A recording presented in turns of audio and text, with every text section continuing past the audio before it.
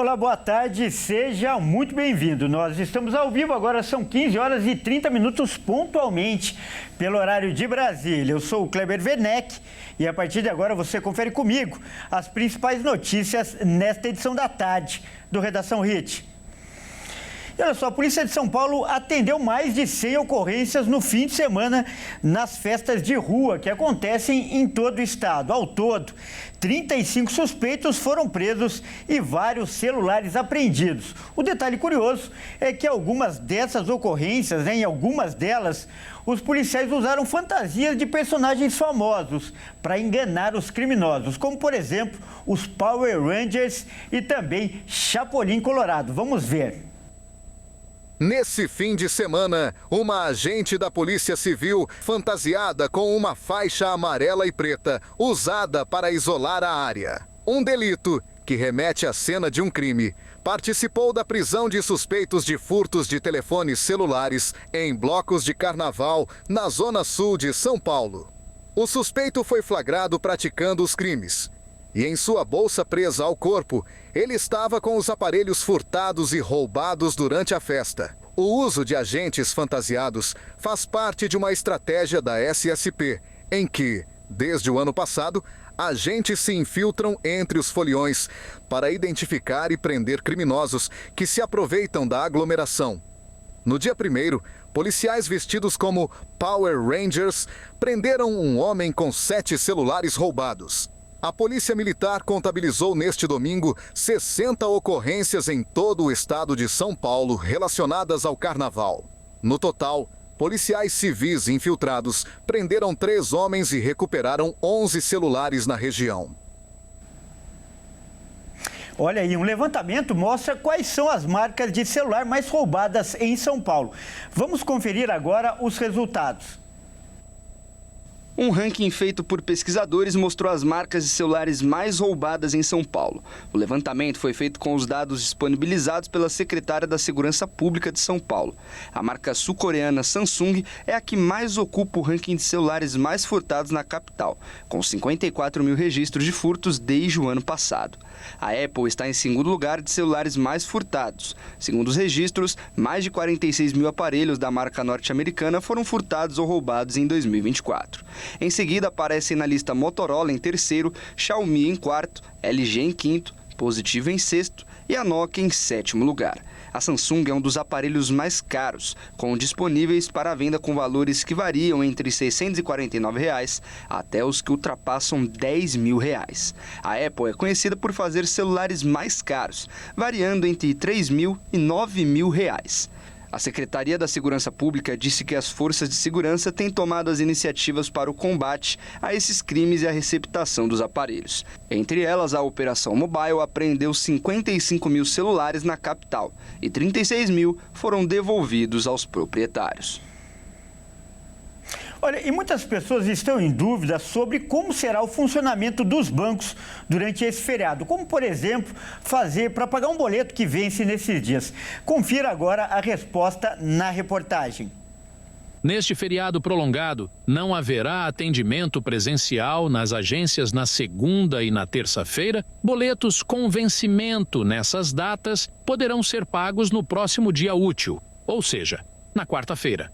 As compensações bancárias também não serão efetivadas nessas datas, incluindo a TED. Já o Pix vai continuar funcionando normalmente. O atendimento será retomado na quarta-feira de cinzas, dia 5, a partir das 12 horas, no horário de Brasília, com encerramento no horário normal de fechamento das agências. Já no caso dos tributos e impostos, caso vençam nos dias em que não há compensação bancária, é necessário que o pagamento seja antecipado para evitar a incidência de juros e multa. Essa semana pode ser uma das mais quentes da história. A previsão é do Instituto Metsul Meteorologia. Vamos conferir. A previsão feita a partir da análise da Metsul Meteorologia apontou que a onda de calor deve atingir o sul do Brasil nos próximos dias. E essa semana deve ser uma das mais quentes já registradas no mês de março. De acordo com a previsão, uma bolha de calor vai estar presente na América do Sul, com temperaturas muito acima da média em países como a Argentina e o Uruguai. No Brasil, as máximas no Rio Grande do Sul devem chegar ou ultrapassar os 40 graus. Segundo o Metsul, o calor intenso e prolongado é incomum para o mês de março, sendo mais comum nos meses de janeiro e fevereiro. A previsão indica que vão ser pelo menos 8 dias seguidos com temperaturas extremamente altas. Outras regiões do Brasil, como Santa Catarina, Paraná e estados do Sudeste, também vão enfrentar o calor intenso. O estado de São Paulo, por exemplo, vai registrar máximas diárias entre os 29 e 32 graus. Além disso, o Rio de Janeiro também pode registrar temperaturas entre os 35 e 37 graus, podendo ultrapassar em alguns dias. Olha, e um homem morreu ao cair de asa delta em Santa Catarina. Notícia triste.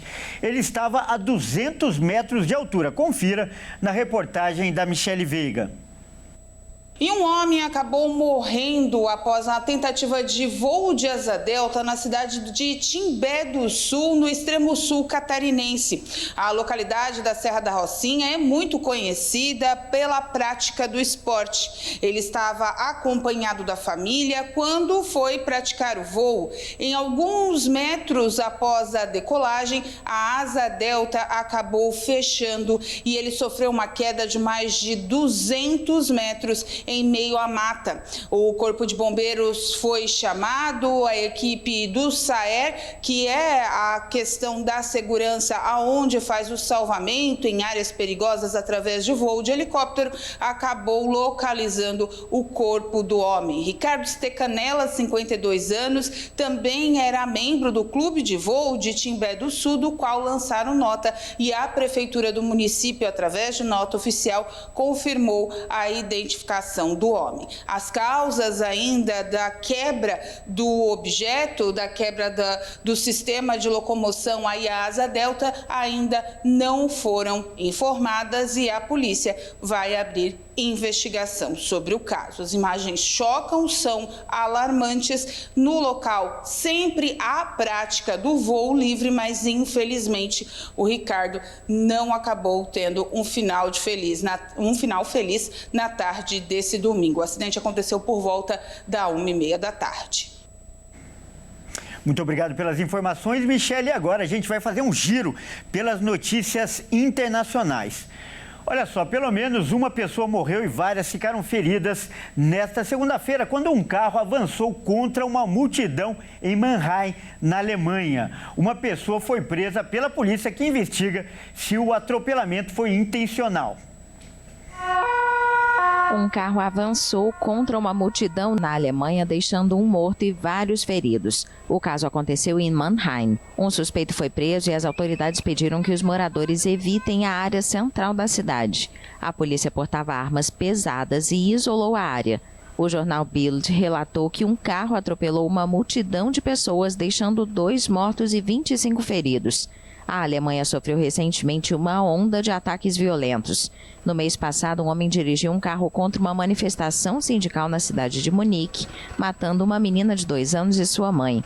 Em dezembro, um ataque com um carro atingiu um mercado de Natal na cidade de Magdeburg, no leste, deixando 6 mortos e centenas de feridos. A cidade de Mannheim também já foi palco de um ataque à faca em um protesto anti-islâmico em maio, no qual um policial morreu e outros 5 ficaram feridos. Olha, e um outro grave acidente envolvendo 2 ônibus em uma estrada da Bolívia deixou 38 mortos. Entre as vítimas havia 2 crianças. Vamos conferir. O acidente, que envolveu 2 ônibus na Bolívia, deixou pelo menos 38 mortos e mais de 35 feridos. A colisão, que aconteceu neste sábado em uma estrada que liga a cidade de Oruro e Potosí, foi considerada a mais grave deste ano. Segundo autoridades, ainda não foram confirmadas as causas do acidente, mas que um dos veículos teria invadido a faixa contrária. Um dos motoristas, que estava em estado grave, apresentou hálito alcoólico e foi submetido a exames de sangue para comprovar a embriaguez. Dentre as vítimas fatais estavam 2 crianças. Segundo informações do Ministério do Governo boliviano, cerca de 1.400 pessoas morrem em estradas por ano no país. E as principais causas são imprudência dos motoristas e falhas mecânicas. Neste ano, 64 pessoas morreram em acidentes de trânsito em Potosí. Os dados são do início do ano até o fim de fevereiro. A cidade concentra 10,6% de todos os acidentes com vítimas fatais do país, segundo o Observatório Boliviano de Segurança Pública. Olha aí, a França e o Reino Unido apresentaram uma proposta de paz, de trégua de pelo menos um mês na guerra da Ucrânia. Os líderes europeus realizaram uma reunião no fim de semana e também manifestaram apoio ao presidente Volodymyr Zelensky após a discussão com Donald Trump na Casa Branca. Vamos conferir. França e Grã-Bretanha propuseram uma trégua de um mês na Ucrânia, no ar, no mar e na infraestrutura energética. A afirmação foi feita pelo presidente francês Emmanuel Macron ao jornal Le Figaro. Antes de uma cúpula sobre a Ucrânia em Londres, o primeiro-ministro britânico Keir Starmer anunciou que a França e a Grã-Bretanha estavam trabalhando em um plano para interromper os conflitos. Líderes europeus uniram forças com o país atualmente em guerra contra a Rússia em uma reunião de cúpula em Londres, na qual se comprometeram a fazer mais pela segurança do continente e insistiram na necessidade de manter o apoio dos Estados Unidos. Cerca de 15 líderes aliados da Ucrânia buscavam acordos sobre segurança em uma demonstração de apoio ao país após a discussão da última sexta-feira entre os presidentes americano e ucraniano na Casa Branca.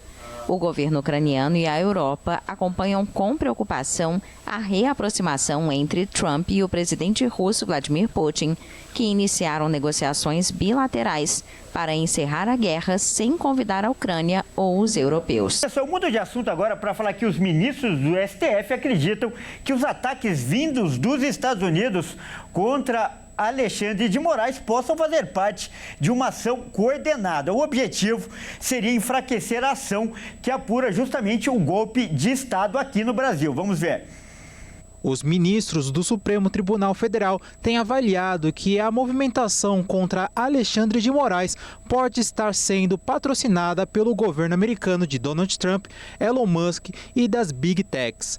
A avaliação é de que há uma ação coordenada para tentar enfraquecer o ministro e a credibilidade do julgamento da denúncia contra Jair Bolsonaro. A estratégia de atacar o ministro se dá pelo fato dele ser relator do caso, mas os ministros acreditam que esses ataques acabam afetando a credibilidade do julgamento e também das denúncias que foram feitas. Por isso, internamente, há um entendimento de apoiar e preservar Moraes nesse momento, para que a execução do julgamento transcorra normalmente.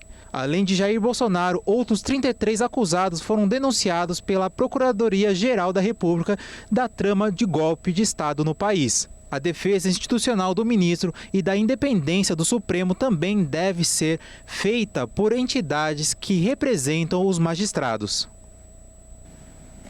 E a gente vai tentar, voltar agora a conversar com o professor Frederico Afonso para comentar os dois assuntos, tanto o problema lá na Ucrânia, como esse aí que a gente acabou de ver agora, esse embate entre as autoridades brasileiras e os Estados Unidos.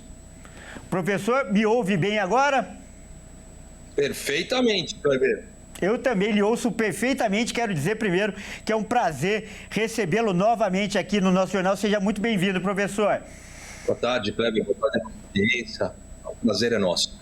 Professor, então quero começar falando por essa última reportagem aí que a gente apresentou nesse embate, como eu disse, entre o governo norte-americano, pelo menos os primeiros representantes aí desse novo governo, e o ministro Alexandre de Moraes. De que forma essa discussão ou essas retaliações que o ministro vem sofrendo podem causar impacto no julgamento dessa ação envolvendo aí o golpe de Estado? Segundo alguns especialistas, essa seria uma ação orquestrada para influenciar no resultado do julgamento. Você acredita nessa tese? Não, Kleber, a influência é zero, é negativa. Esse é um julgamento que já tem uma decisão tomada. O presidente Bolsonaro e todos os associados já estão condenados Não há nada que possa influenciar em contrário. Agora, o ministro Alexandre de Moraes está sendo processado nos Estados Unidos pelas leis americanas, né? Eu tenho dificuldade de enxergar a relação, por exemplo, que estão afrontando a nossa soberania lá nos Estados Unidos. Espera-se que ocorra um processo legal. Isso vai dar oportunidade ao ministro de se defender, de ser julgado e ser condenado ou absolvido, né? Eu não vejo relação alguma, insisto. O processo sobre a minuta de golpe, a tentativa de golpe do Estado, ele está concluído, apenas não foi publicado ainda. Você lembrou bem, né? Há uma soberania nacional aqui das leis brasileiras, não tem como o governo brasileiro influenciar aqui. Por outro lado, os Estados Unidos são um grande parceiro comercial do Brasil. Essa retaliação econômica pode ser ruim para o Brasil? A diplomacia acabou subindo o tom, né, Kleber? Então, por exemplo, foi muito criticada a nota do Itamaraty, porque foi a nota representando a diplomacia brasileira como se fosse do subdepartamento de Estado dos Estados Unidos. Outra coisa que criticou-se foi a própria participação do ministro Alexandre de Moraes na elaboração da nota do Itamaraty, né? Um ministro que já é apontado por muitos como vítima, investigador, julgador, né?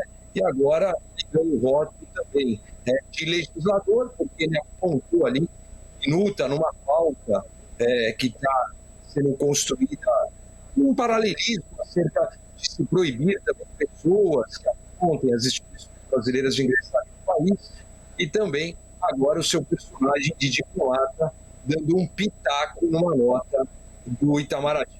A nota do Itamaraty foi muito infeliz, eles morderam a isca da provocação que não deveriam. E agora, mudando de assunto, falando da guerra na Ucrânia, eu queria saber de você quais as chances desse acordo de paz que está sendo proposto pela Europa realmente ser bem sucedido? Então, é uma proposta de entrega interessante, né? Porque, na verdade, não é uma entrega completa, né? É uma aérea, marítima e energética, né? Ou seja, as tropas terrestres, elas estão liberadas da infiltração nos próximos 30 dias, né? Então, o que o presidente Macron também comentou é que não haveria tropa europeia, que não haveria tropa de apoio na Ucrânia, né? Porque a Ucrânia fica no leste europeu. É uma chance de abrir aí diálogos nesse sentido. Agora, as pessoas comentam muito, eu não vejo a menor possibilidade do território ali invadido de forma possível, contra uma série de protocolos internacionais por parte da Rússia, ser devolvido à Ucrânia. Essa parte, hoje quase 20%, fala em 18% do território da Ucrânia é ocupado pela Rússia. Isso aí, o português bem claro, é assim, ó, esqueçam que esse território não vai ser devolvido. Tá certo, então nós acabamos de conversar com o professor Frederico Afonso, ele que é especialista em Direito Internacional. Professor, muito obrigado por essa participação sempre valiosa. Valeu, Kleber, bom jornal, um abraço. Grande abraço. Bom, vamos com uma boa notícia agora, já que o Brasil ganhou no domingo, né, seu primeiro Oscar. E com o filme Ainda Estou Aqui, o longa, que aborda o drama enfrentado por uma família durante a ditadura militar, levou o prêmio de melhor filme internacional. And the Oscar goes to I'm Still Here, Brasil. O Brasil ganhou neste domingo seu primeiro Oscar por Ainda Estou Aqui. Dirigido por Walter Salles, o filme venceu uma disputa acirrada contra Emília Pérez, A Garota da Agulha, A Semente do Fruto Sagrado e Flow. Thank you first in the name of Brazilian cinema. I'm so honored. Obrigado em primeiro lugar em nome do cinema brasileiro. Estou muito honrado em receber isso. Em um grupo tão extraordinário de cineastas. Isso vai para uma mulher que, após uma perda sofrida durante um regime autoritário, decidiu não se curvar e resistir. Então, esse prêmio vai para ela. Seu nome é Eunice Paiva. So this prize goes to her. Her name is Eunice Paiva. Salles também dedicou o Oscar a Fernanda Torres e a Fernanda Montenegro. O longa, estrelado por Fernanda Torres, é ambientado na ditadura militar e conta a história do desaparecimento de Rubens Paiva, ex-deputado que foi sequestrado por agentes do Exército. Com enorme reconhecimento internacional, a obra seduziu o público e a crítica e fez sucesso na temporada de premiações. Bom, e agora é hora da gente falar de esportes aqui no Redação Hit. Quem traz as informações como todo dia é o Caio Veríssimo. Muito bem-vindo, Caio, boa tarde. E olha só, a gente vai começar, falando da novidade. O palmeirense começou essa semana feliz da vida, não é mesmo? O Vitor Roque chegou. É isso aí, Kleber. Mais uma vez, boa tarde a você, boa tarde a todos que nos assistem. O Vitor Roque já desembarcou no Brasil nessa manhã, inclusive já vestiu a camisa do Verdão. Vamos ver. O centroavante Vitor Roque desembarcou no aeroporto de Guarulhos na manhã desta segunda. O jogador saiu por um portão privado e nem falou nem com a imprensa, nem com os poucos torcedores que estavam no aeroporto. Esse esquema foi um pedido do próprio Palmeiras, que teve o aval de Vitor Roque para poder ir até a academia de futebol sem confusão. Ele saiu em uma van com os vidros lacrados. De acordo com o clube, Vitor Roque não passou pelo saguão atendendo a recomendação do aeroporto de evitar aglomerações na área de desembarque. Em suas redes sociais, o Verdão divulgou um vídeo onde o atacante veste a camisa do time e fala sobre a sensação de estar no Brasil. Estou muito feliz, muito ansioso também, espero conhecer meus novos companheiros e é um orgulho estar vestindo essa camisa maravilhosa.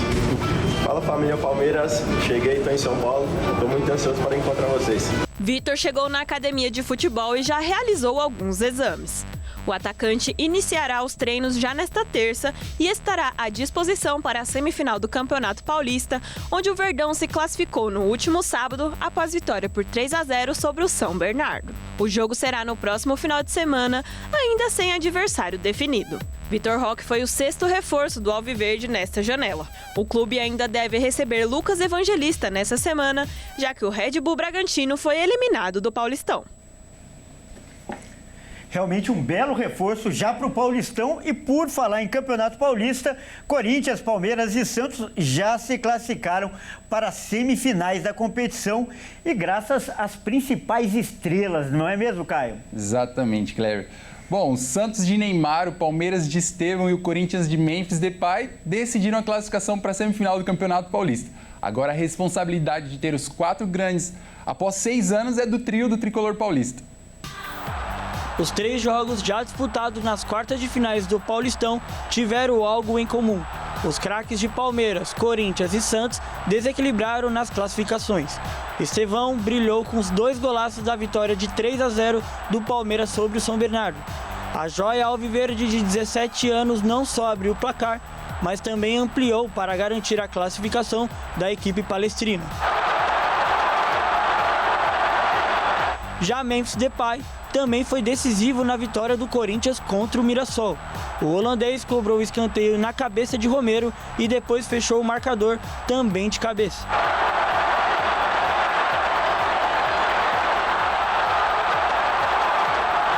Neymar foi o outro a chamar a responsabilidade para si, na classificação do Santos diante o Bragantino.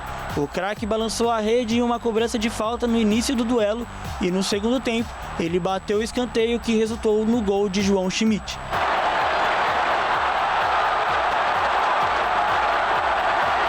Agora a responsabilidade está com o tricolor paulista e seu trio de estrelas, Lucas, Oscar e Caleri, que são os principais nomes do elenco são paulino. A expectativa da torcida recai principalmente por ser o único grande do estado ainda fora da semifinal. O São Paulo enfrenta o Novo Horizontino hoje, no estádio do Morumbi, às 8 horas da noite, no horário de Brasília. Olha, inclusive, a gente lembra, que no ano passado São Paulo e Novo Horizontino se enfrentaram também pelas quartas de final, ou seja, o jogo de hoje tem um gostinho de revanche, né? Para muitos são paulinos, sim, Kleber.